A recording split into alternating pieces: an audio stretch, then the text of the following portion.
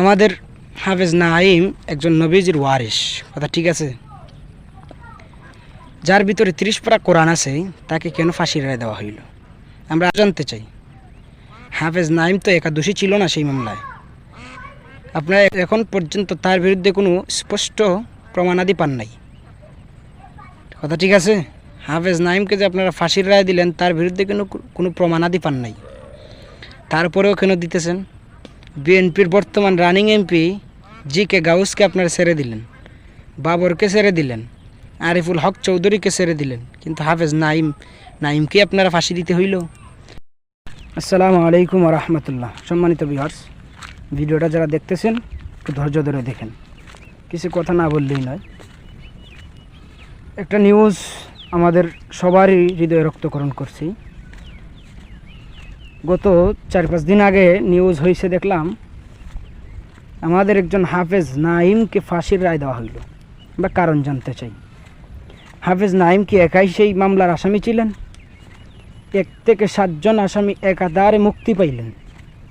8 নম্বর আসামি হাফেজ নাঈমকে আটকাইলেন আপনারা।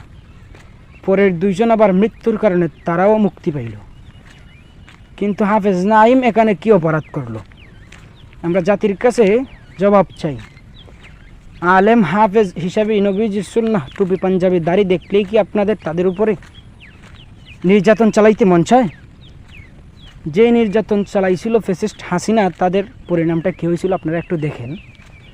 নির্যাতন চালাইছিল হামান, নমরুদ, তাদের অবস্থাটা একটু দেখেন। প্রিয় দর্শক শ্রোতা, জানি না আমার ভিডিওটা কী পরিমাণ যাইবে, তবে আশা আপনারা যারাই ভিডিওটা দেখতেছেন প্রতিবাদ তুলেন ভাই, যার যে জায়গা থেকে প্রতিবাদ তুলেন। আজকে যদি হাফিজ নাঈমের ফাঁসি হইতে পারে, আগামীকালকে যে আমার হবে না তার কোনো গ্যারান্টি নেই। পরশু আপনার যে হবে না তার কোনো গ্যারান্টি নেই। ফ্যাসিস্ট হাসিনার আমলে আওয়ামী লীগের বিরুদ্ধে আমরা যেভাবে সোচ্চার ছিলাম, বিএনপির বিরুদ্ধে আমরা কিন্তু সোচ্চার হইব। কারণ দেখেন, নাঈমকে ফাঁসি কিন্তু আওয়ামী লীগের আমলে দেওয়া হয়নি, দেওয়া হয়েছে বিএনপির আমলে। কিন্তু আমাদের একটাই প্রশ্ন, জমিয়তে উলামায়ে হিন্দ, জমিয়তে উলামায়ে ইসলাম বাংলাদেশ, আমরা সবাই যতটুকু জানি জমিয়তে উলামায়ে ইসলাম বাংলাদেশের উনি একজন সদস্য ছিলেন, একজন নেতা ছিলেন হাফেজ নাঈম। তো এখন যারা জমিয়তে উলামায়ে ইসলাম আছেন ভাই, আপনাদের 4 জন আছেন, 4 জন বিশিষ্ট আলেম, আপনারা কি মরে গেছেন? সেই সংবাদ কি আপনাদের কানে যায় নাই? আপনারা তো বলছেন বিএনপি জমিয়ত ভাই ভাই।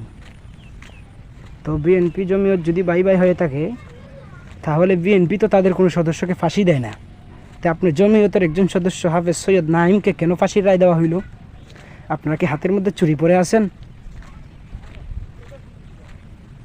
ভাই জবাব চাই। উবায়দুল্লাহ ফারুক সাহেব, আপনি তো অনেক কিছু বলেন, আপনারা বিএনপির সাথে গেছেন, অতীত থেকে ছিলেন, কিন্তু আজকে যে হাফেজ নাঈমকে ফাঁসি দেওয়া হইতেছে, ফাঁসির রায় কার্যকর করা হইয়া গেল, আপনি কোথায় আছেন?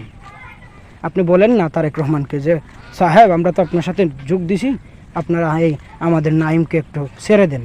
আপনাকে জীবনে সারবে? আপনি যে জমিয়তের নেতা, আপনার কথায় কি সে সারবে?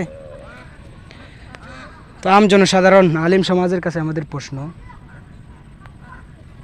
আমাদের হাফেজ নাঈম একজন নবীজির ওয়ারিস, কথা ঠিক আছে।